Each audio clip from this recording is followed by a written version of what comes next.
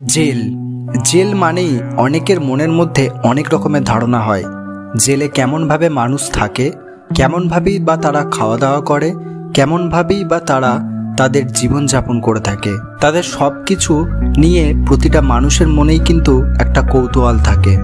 তো আজকে আমরা সেরকমই একটি জেলে যাব এবং সেখানে দেখব যে সেখানে মানুষজনরা কেমনভাবে থাকতো। না, এটা কিন্তু শুধুমাত্র সাধারণ মানুষজন নয়, এই জেলে থাকতেন আমাদের ভারতের অনেক স্বাধীনতা সংগ্রামীরা। তো আজকে আমরা যাব কলকাতার আলিপুর জেলে, মানে যেটা এখন আলিপুর জেল মিউজিয়াম নামে পরিচিত। তো চলো ভিডিওটা শুরু করা যাক। Welcome back to another blog. আরও একটা নিউ ভিডিওতে তোমাদের সবাইকে welcome and welcome to Kolkata. তো দেখো, এখন কিন্তু শীতকাল আসছেই, তো অনেকেই ভাবে যে কলকাতা ঘুরতে আসবো, তো কোথায় ঘুরতে আসবো এরকম অনেকেই ভাবে। তো আগে আমরা চলে এসেছি আলিপুর মিউজিয়াম, যেটা আলিপুর জেল ছিল আগে, এখন যেটা মিউজিয়ামে পরিণত হয়েছে। তো সেখানটায় আজকে ঘুরবো। এটাও কিন্তু একটা ভ্রমণ স্থান হয়েছে এখন। তো আমরা আজকে ফার্স্ট টাইম এলাম, আমি আর শোভন। তো পুরোটা এখন ঘুরে দেখি, তোমাদেরকেও ঘুরে দেখাবো, আর সাথে থেকো, সঙ্গে থেকো, ব্লগটা দেখতে থাকো। তো এই আলিপুর মিউজিয়াম আসার জন্য কিন্তু তোমরা হাওড়া থেকে বাসে চেপেও তোমরা আলিপুর মিউজিয়ামে আসতে পারবে। এছাড়া তোমরা যদি ভাবো যে শিয়ালদা থেকে মেট্রো করে নেবো, তাহলে মেট্রোরও অপশান আছে।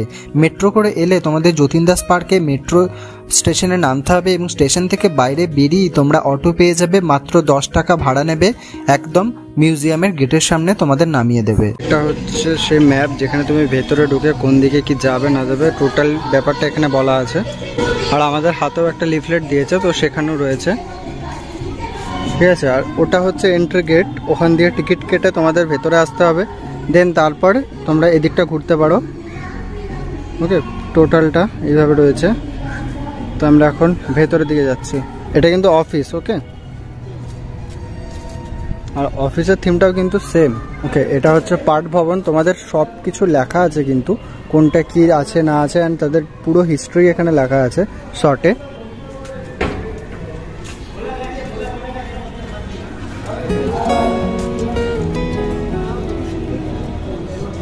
তো দেখো, এখন আমরা চলে এসেছি ভেতরে, ঠিক গেট থেকে আমরা এন্ট্রি নিয়ে ভেতরে এসেছি। আর এখানকার মানে যারা স্টাফ আছেন তাদের অফিসটাও কিন্তু সেম, যে মানে জেলের যেরকম কালার বা যেরকম স্টাইল, পুরো সেম স্টাইলে। আর এখানে ঢোকার জন্য এন্ট্রি ফি আছে কিন্তু 30 টাকা করে, তো প্রতিজন 30 টাকা করে এন্ট্রি ফি।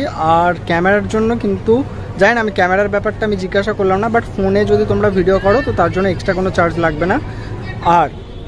আর একটা ব্যাপার, যেটা ওপেন থাকছে কিন্তু সকাল 11টা থেকে একদম বিকেল 5:30 অবধি। আর লাইট শোয়ের জন্য লাগছে 100 টাকা করে এক্সট্রা।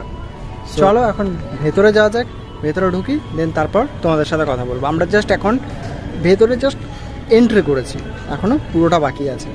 আর তার সাথে সাথে কিন্তু লিফলেটও একটা দিয়ে দিয়েছে, সো লিফলেটটা আদিতির হাতে আছে। আর তাছাড়া তোমরা মানে ঢোকার এন্ট্রি মুখেই তোমরা দেখতে পেলে। চলো এবার ভেতরে যাওয়া যায়। আলিপুর কেন্দ্রীয় সংশোধনাগারে অবস্থিত এক অন্যতম প্রতিষ্ঠান নাম হচ্ছে পাঠ ভবন। মানে এখানে বন্দীরা যারা জেলের কয়েদি থাকতো তাদেরকে শিক্ষা প্রদান করা হতো, মানে তাদের পড়াশোনার জায়গা ছিল এটা। 2007 সালে বিভিন্ন উচ্চশিক্ষা প্রতিষ্ঠান করা জেলের তরফ থেকে। আমি কিন্তু সিরিয়াসলি জানতাম না যে জেলের মধ্যেও এই জিনিসগুলো হয়, দেখে বেশ ভালো লাগলো, আর মানে জানতে পেরে বেশ ভালো লাগলো। আর এখান থেকে কিন্তু অনেক কিছু শেখার জানার আছে। এই যে দেখো, দিয়েই দিয়েছে আমাদেরকে একটা লিফলেট। তো দর্শনীয় স্থান, ফাঁসির মঞ্চ, হাসপাতালের ভবনের স্থায়ী প্রদর্শনী, নেতাজি কক্ষ, নেহেরু কক্ষ, অনেক কিছু আছে, এগুলো দেখাচ্ছি তোমাদেরকে, চলো।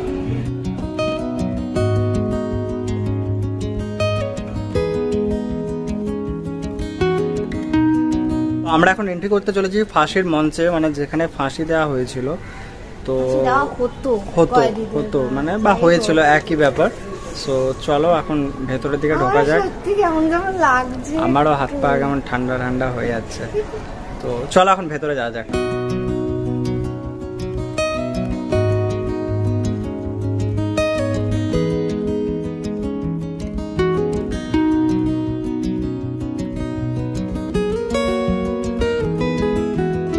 তো এখন আমরা যাচ্ছি ফাঁসির মঞ্চের যে জায়গায় রয়েছে সেখানে।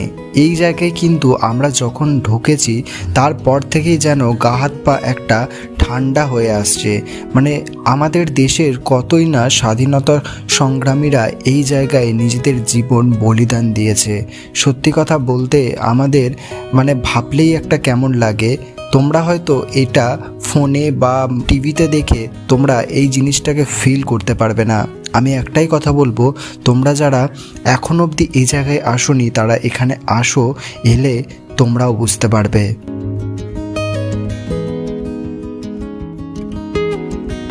ফাঁসি মঞ্চের সামনে যেভাবে ফাঁসি দেওয়া হতো সেখানটা সামনে রয়েছে এই মুহূর্তে। এখানে যে একটা গান লাগিয়েছে, একবার বিদায় দেমা ঘুরে আসি, নেই না কেন খুব মনটা সিরিয়াসলি খুব খারাপ লাগছে, জানো তো।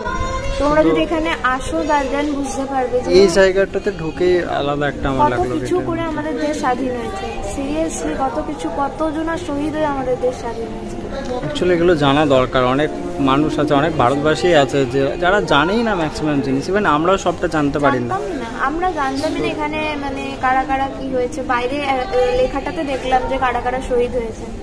অবভিয়াসলি মানে আমাদের ঘোড়ার লিস্টের মধ্যে এই জায়গাগুলো কিন্তু অ্যাড করা একদমই দরকার। আমরা ভাবছিলাম যে এখানে আসবো কি আসবো না, বাট এসে যে এত ভালো ডিসিশনটা নিয়েছি, তোমরা কিন্তু অবশ্যই এই জায়গাটা ভিজিট করবে, মাস্ট ভিজিট। এটা দারুণ জায়গা, মন ভালো হয়ে যাবে, মন ভালো করে দেওয়ার জায়গা। মন খারাপও হয়ে যেতে পারে, মানে একটু ইমোশনাল হয়ে যেতে পারো যারা আমার মতো একটু ইমোশনাল আছো। এনিওয়েজ বাকি জিনিসগুলো এখন ঘুরে দেখা।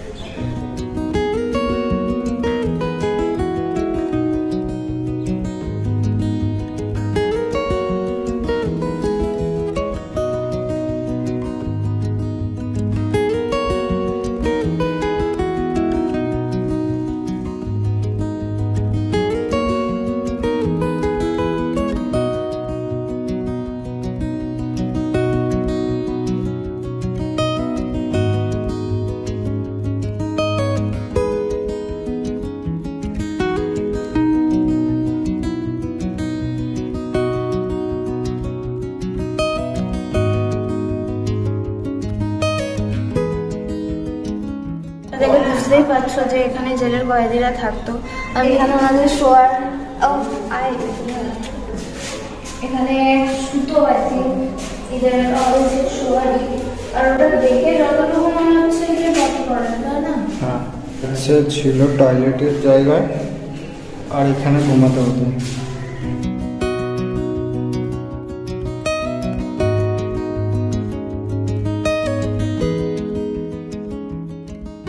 জেলের গেটটা কিভাবে লাগানো হতো জাস্ট তোমাদের দেখাচ্ছি।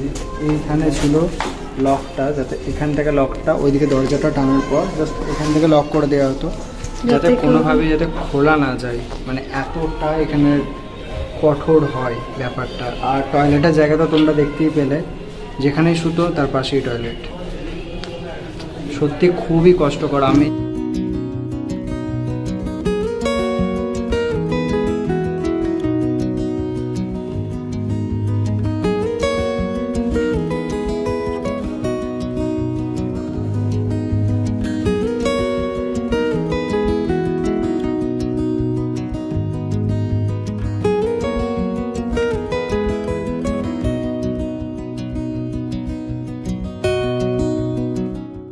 তো এই জেলের কক্ষটাতে দুজন থাকা যেত যতটা দেখে মনে হচ্ছে, কারণ দুটো বেড রয়েছে।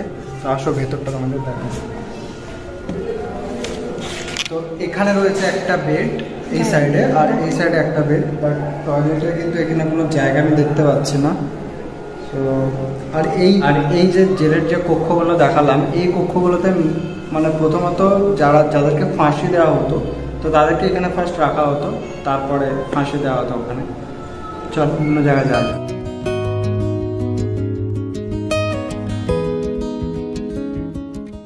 এরপরে আমরা ওপরের দিকে এগিয়ে যাচ্ছি, দেখা যাক কি আছে ওপরে।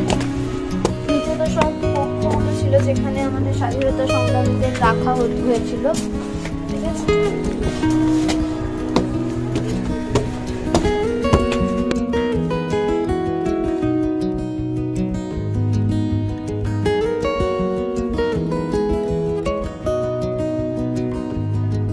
দেশবন্ধু চিত্তরঞ্জন দাসকে এখানেই রাখা হয়েছিল এই কক্ষটার মধ্যে। তো টোটালি এরকম টাইপের পুরো ওপরে আর নিচে রয়েছে জেলের কক্ষগুলো।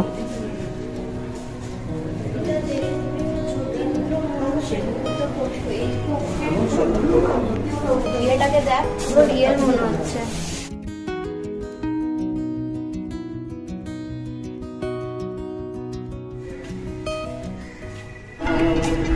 এটা হচ্ছে নেহেরু শেল।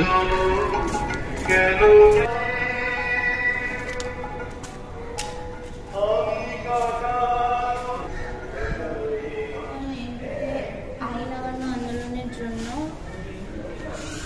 7 মে থেকে 80 দিন এই ভবনে রাখা হয়েছিল। তো ভারতবর্ষের প্রথম প্রধানমন্ত্রী পণ্ডিত জওহরলাল নেহেরুকে কিন্তু এই কক্ষেই বন্দি করে রাখা হয়েছিল।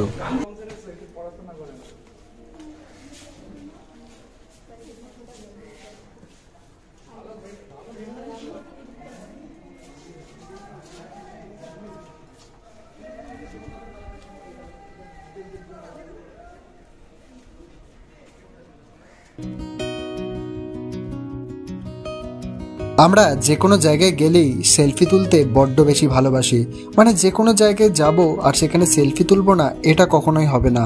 তাই এখানে একটি কিন্তু সেলফি জন্য রাখা হয়েছে। তো এখানে তোমরা নিজেদের পছন্দ মতো সেলফি এখানেই তোমরা ক্লিক করতে পারবে।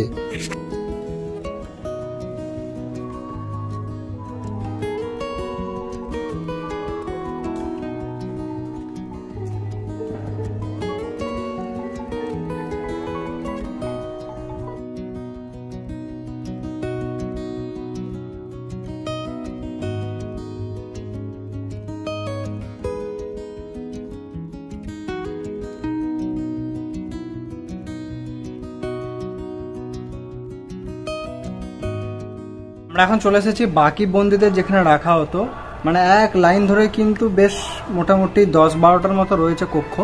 তো একই রকম তোমরা একটু দেখে নাও সেগুলো।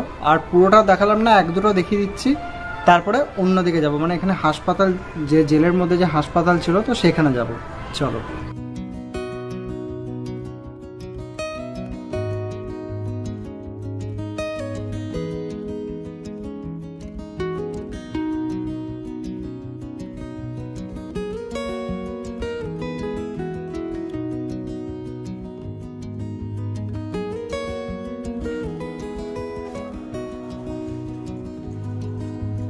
যেভাবে রাখা হতো একটা জেলের মধ্যে,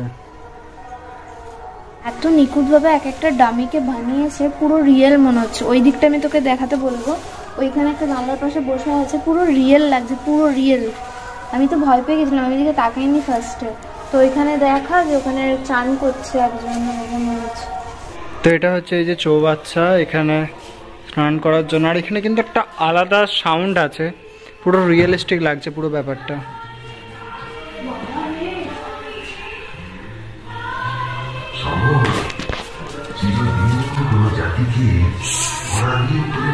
ভয় পেয়ে গেছিলাম আমিও।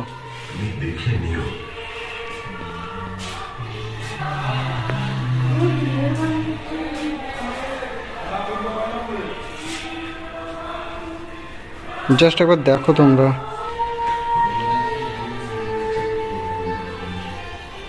সমর, চিরদিন কোন জাতিকে পরাধীন করে রাখা যায় না, তুমি দেখে নিও।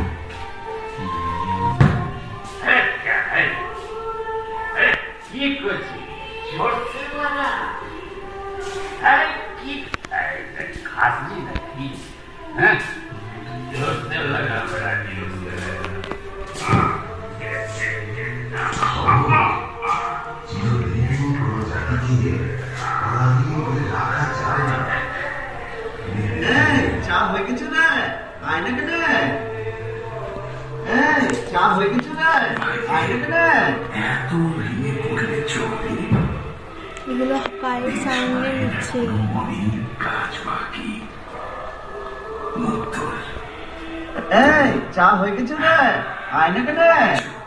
এখানে এক একটা জায়গা এনারা যেভাবে রেখেছেন, মানে জাস্ট কোনো কিছু মুখে বলে প্রকাশ করা যাবে না, তোমাদেরকে আসতে হবে। ভিডিওর মাধ্যমে তোমরা হয়তো জাস্ট শুধু দেখতেই পারছো, বাট সামনে এলে ব্যাপারটাকে পুরো ফিল করতে পারবে। তো সেই জন্য আমি বলবো যে তোমরা আসো এখানে। এখন আমরা যাচ্ছি কয়েদিদের মানে যে ট্রিটমেন্ট করা হতো যে হসপিটালে, তো সেখানে তো আমাদের ঠিক পেছন দিকেই আছে, চলো ওখানে যাওয়া যাক। চলো। দেখো তোমাদের মতো আমাদেরও মনে প্রথম একটা কোশ্চেন এসেছিল যে এটা কি করে হসপিটাল হতে পারে, হসপিটালে যেখানে বেড নেই সেটা কিভাবে হসপিটাল হয়। বাট এটা কথা বলে আমরা যেটা জানতে পারলাম যে এটা কিন্তু এখন যেরকম ভাবে হসপিটাল আগে ছিল সেইভাবে আর নেই। এখান থেকে বেড অনেক কিছু এখন হসপিটালে যা যা থাকে সবকিছু সরিয়ে ফেলা হয়েছে। এটাকে অ্যাকচুয়ালি একটা এখন ওই কমিউনিটি হল টাইপের করা হয়েছে, যেখানে সব রকম অ্যাওয়ার্ড রাখা হয়েছে। এছাড়া কিছু কিছু এরকম কক্ষ আছে যেখানে কিন্তু তোমরা কিছু মূর্তি বা এরকম টাইপের কিছু শোপিস টাইপের জিনিস তোমরা এখানে দেখতে পাবে। তোমরা যেটা দেখলে সেটা হচ্ছে হসপিটাল ছিল, মানে এটা হসপিটাল বিল্ডিং। মানে যেহেতু এটা মিউজিয়াম হয়েছে তাই হসপিটালের যা সব বেড ফেড ছিল সেটাকে সরিয়ে নিয়ে অন্য জায়গায় চলে গেছে।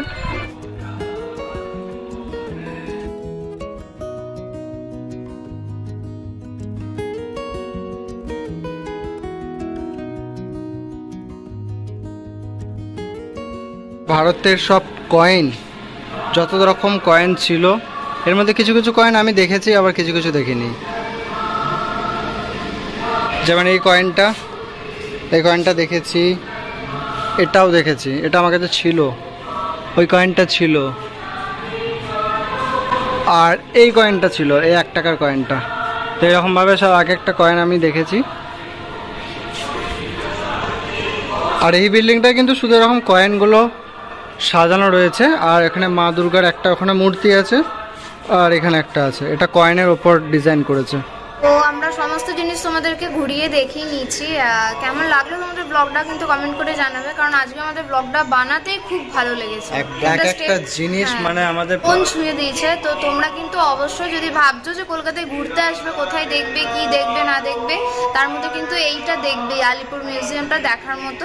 তা আলিপুর মিউজিয়ামটাই অবশ্যই এসো। কিন্তু অ্যাড্রেস পুরো দেওয়া থাকবে, তো ইজিলি তোমরা চলে আসতে পারবে। আর যারা ফেসবুক ইনস্টাগ্রামে ফলো করোনি, ডিসক্রিপশন বক্সে লিঙ্ক দেওয়া আছে, যাও গিয়ে ফলো করে দাও। আর যারা এখন অবধি আমাদের চ্যানেলটাকে সাবস্ক্রাইব করনি, তাড়াতাড়ি সাবস্ক্রাইব করে পাশে থাকা বেল আইকনটা ক্লিক করে অল করে দিও। আর ভিডিওটা কেমন লাগলো অবশ্যই কমেন্ট করো, লাইক করো, আর একটু বেশি ভালো লেগে থাকলে প্লিজ শেয়ার করে দিও। তো এই ছিল আজকের ব্লগ। তো দেখা হচ্ছে নেক্সট ভিডিওতে। ভালো থেকো, সুস্থ থেকো, আর মুখে যেন হাসিটা থাকে। বাই।